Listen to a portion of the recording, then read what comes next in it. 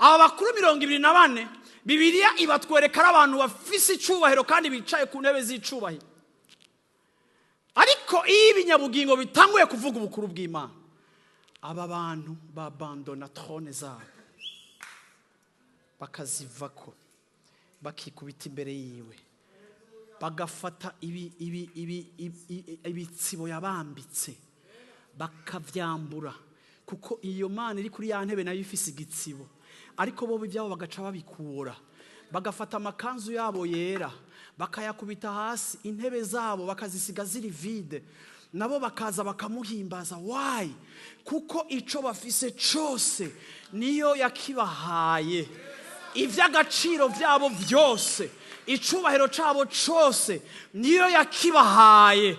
Baraza bakikubita hasi, bakibagira titre zabo, bakibagira icubahiro cabo, bakibagira ko bamaze igihe kirekire bari mw'ijuru, kuko naho bahamaze igihe kirekire bari redevable ku vyo bafise vyose.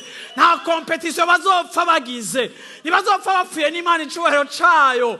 Ivyo binyabugingo bitanguye kuyitazira, nabo barava kuri za ntebe. Yohana aravye zijya ntebe bona ziri vide, nta uzicayeko, ariko banyenezo bari hasi. Haleluya, ataki na kimwe bisigarije, kuko bari imbere y'Umwami w'ubwiza.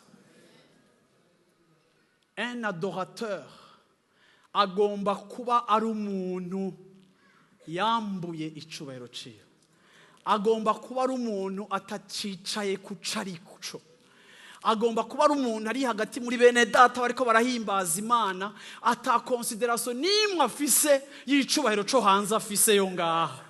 Agomba kuba ari umuntu ata consideration. That's why dushobora kuronka abanyacubahiro mu mashengero ariko batokora ama protocol. Kuko naho bari mu rushengero bagumana ico bari hanze. Conscience yabo ntibari kuri trône de Dieu, muri conscience yabo bari muri honneur z'isi. Nico gituma hari abakristo benshi bafise ahantu badashobora gushikana na Kristo, kuko baratena kuri couronne no kuri trône zabo.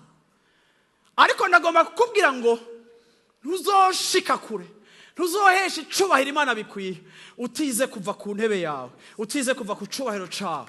Yesu ashimwe cyane.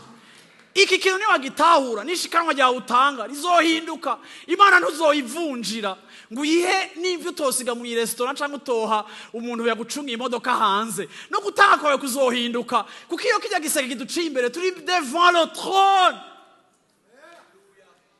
Turiko tubikora kubera abantu, turiko tubikora kubera jambo yatubwiye ngo tubikore, kandi ico yatubwiye ngo dukore cose catira faveur yiwe ku buzima bwacu. Mu nzu y'Imana hariho honneur à Dieu. Ego c'est notre papa. Ego turi binyabugingo turicaranye nawe, ariko mu yandi masaha ari imbere turaza kwikubita hasi wewe yicare, kuko uretse kari umuvyeyi twicarana, ariko c'est aussi un roi que nous servons. Kandi un serviteur il est humble.